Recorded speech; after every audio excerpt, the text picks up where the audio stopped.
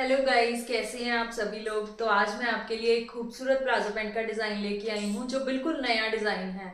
तो चलिए हम आज के इस डिज़ाइन को बनाना शुरू करते हैं।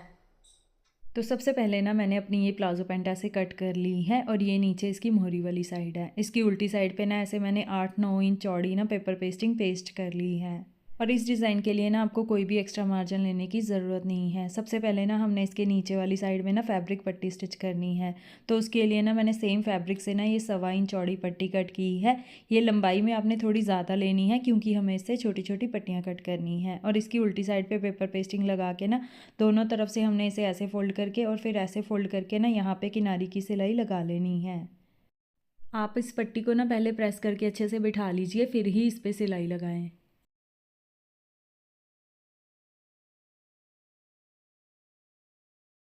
तो ऐसे मैंने ये फैब्रिक पट्टी रेडी कर ली है। इससे छोटे छोटे पीसीस कट कर लेंगे 3.5-3 इंच के।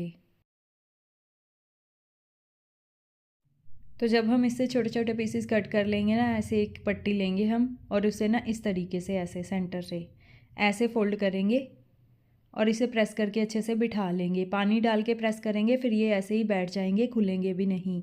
ऐसे ही हमने अपनी सारी पट्टियाँ रेडी कर लेनी हैं। तो फ्रेंड्स, मैंने सारी पट्टियाँ ना ऐसे प्रेस के साथ रेडी कर ली हैं। अब ये खुलेंगी नहीं, ऐसे ही रहेंगी। इन पट्टियों को ना अपनी पैंट के ऊपर रख के स्टिच करेंगे अब हम। तो पैंट को हमने ऐसे सीधा करके ही रखना है और पट्टी को ना ऐसे रखेंगे नीचे मोहरी वाली साइड में, ठीक है। और यहाँ पे ना आधे इंच का मार्जिन लेते हुए सीधी सीधी सिलाई लगा लेंगे। यहाँ साइड से ना आपने आधा इंच छोड़ के रखनी है पट्टी, क्योंकि सिलाई में दब जाती है इसीलिए। और ये वाली पट्टियों को ना बिल्कुल साथ साथ जोड़ के रखेंगे, कोई भी गैप हम इनमें नहीं लेंगे।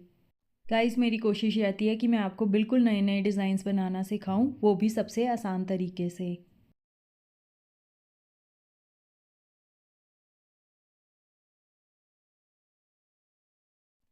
तो ऐसे हमने यहाँ पे सारी पट्टियाँ स्टिच कर ली हैं। अब हम ये वाली बाकी बची पट्टियों को ना इसके सामने ऐसे रखेंगे और यहाँ पे भी ना ऊपर की तरफ आधे इंच का मार्जिन लेते हुए सिलाई लगा लेंगे।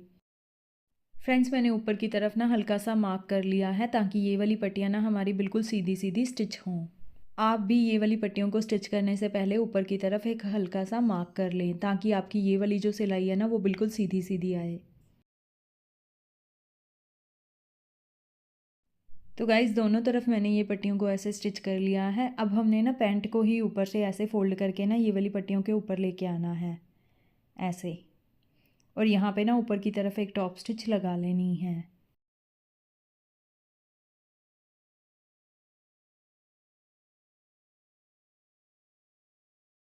तो ऊपर की तरफ हमने ऐसे टॉप स्टिच भी लगा ली है। अब मुझे इसमें ना पिनटक्स डालनी है, तो उसके लिए ना मैं पैंट को उल्टा करके रखूँगी।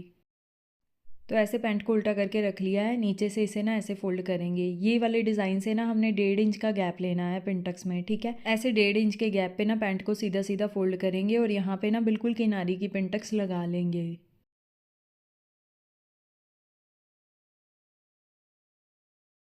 एक पिनटक्स हमने ऐसे लगा ली है। अब हम आधे पौने इंच का गैप लेंगे और फिर से इसमें ना ऐसी ही एक और पिनटक्स लगा लेंगे।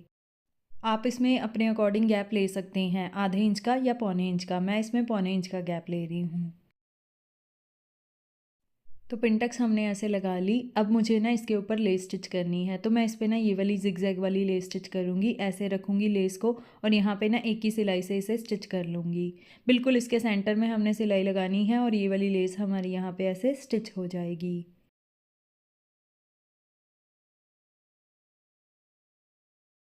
तो ऊपर की तरफ हमने ऐसे लेस को स्टिच कर लिया पिनटक्स से आधे इंच के गैप पे। अब हमने नीचे भी ऐसे ही लेस को स्टिच कर लेना है।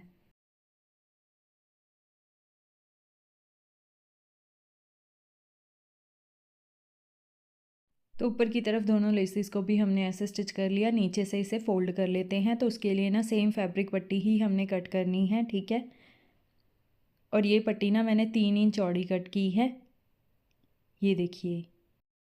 और लंबाई में ना प्लाजो पैंट की मोहरी के जितनी ही लेंगे और इसकी उल्टी साइड पे ऐसे पेपर पेस्टिंग लगा के दोनों तरफ से आधा आधा इंच ऐसे फ़ोल्ड कर लेंगे और फिर इसे ऐसे फ़ोल्ड करके प्रेस करके अच्छे से बिठा लेंगे, ठीक है। अब हम इस पट्टी को अपनी पैंट के साथ स्टिच करेंगे। इसे ऐसे खोल के रखेंगे और नीचे वाले डिज़ाइन को ना इसके अंदर ऐसे दबाते हुए ना यहाँ पे ना हमने ये वाली पट्टी उतनी ही दबानी है जितनी हमारी ऊपर वाली दबी हुई है, ठीक है। और यहाँ पे टॉप स्टिच लगा लेनी है।